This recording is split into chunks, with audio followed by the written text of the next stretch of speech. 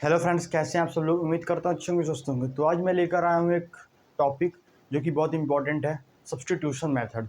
अब हम जानेंगे सब्स्टिट्यूशन मेथड होता क्या है, सब्स्टिट्यूशन मेथड किया कैसे जाता है। हम कुछ क्वेश्चंस लेंगे, हम उसे सॉल्व करेंगे। ठीक है, तो ये सब होने वाला है। तो चलिए सॉल्व करते हैं। देखिए, टॉपिक है कुछ सब्स्टिट्यूशन मेथड, ये आया कहाँ से, ठीक है ना। तो चैप्टर 3 में pair of linear equation in 2 variable में एक टॉपिक है अलजेब्रिक मेथड। उसमें 3 मेथड आते हैं, सब्स्टिट्यूशन मेथड, एलिमिनेशन मेथड और कंप्लीटिंग द स्क्वायर मेथड।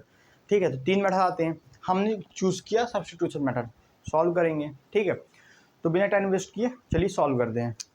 मैंने कुछ यहाँ पर क्या हुआ, सब्स्टिट्यूशन का मतलब पहले हम जान जाते हैं क्या होता है। सब्स्टिट्यूशन मतलब क्या होता है, उससे निकल के आता है एक वर्ड सब्स्टिट्यूट। सब्स्टिट्यूट का मतलब क्या होता है, सब्स्टिट्यूट, इसका मतलब क्या होता है, एग्जैक्ट मीनिंग, किसी चीज़ को किसी चीज़ के बदले यूज़ कर देना, इसका मतलब है।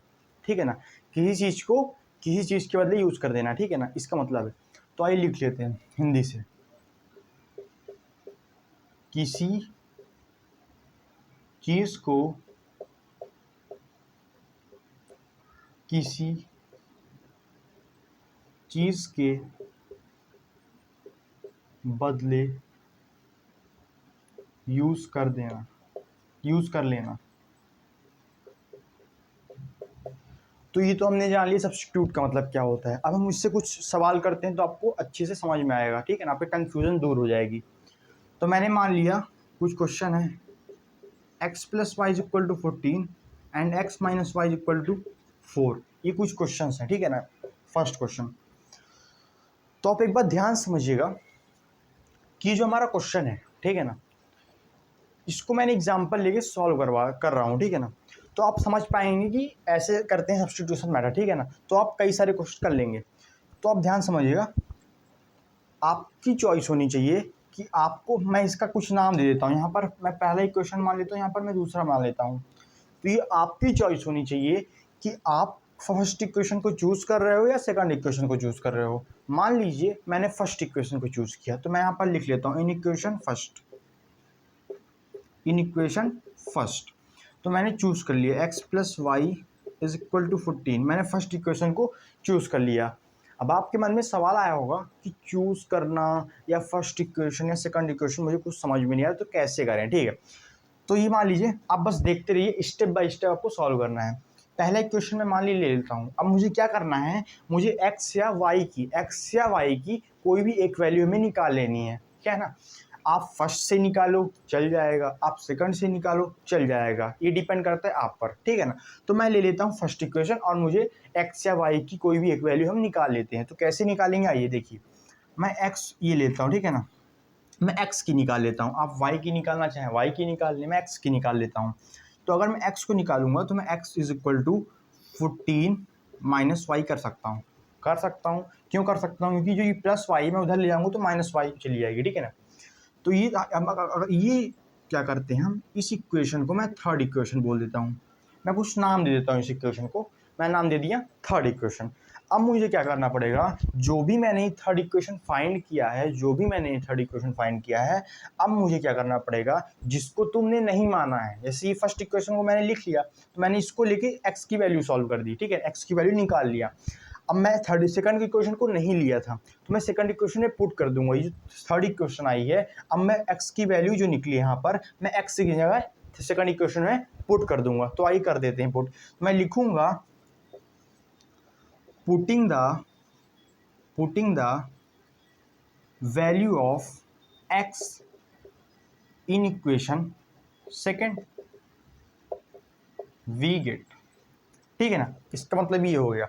अब मैं कर देता हूँ पुट, ये x minus y is equal to 4 था, अब मैं इसमें पुट कर देता हूँ। तो मैं कैसे करूँगा पुट, x की क्या वैल्यू आई, 14 माइनस वाई आई है, तो मैं 14 माइनस वाई लिख देता हूँ, और ये पहले से ही है। आई होप इसमें कोई आपको दिक्कत नहीं आएगी।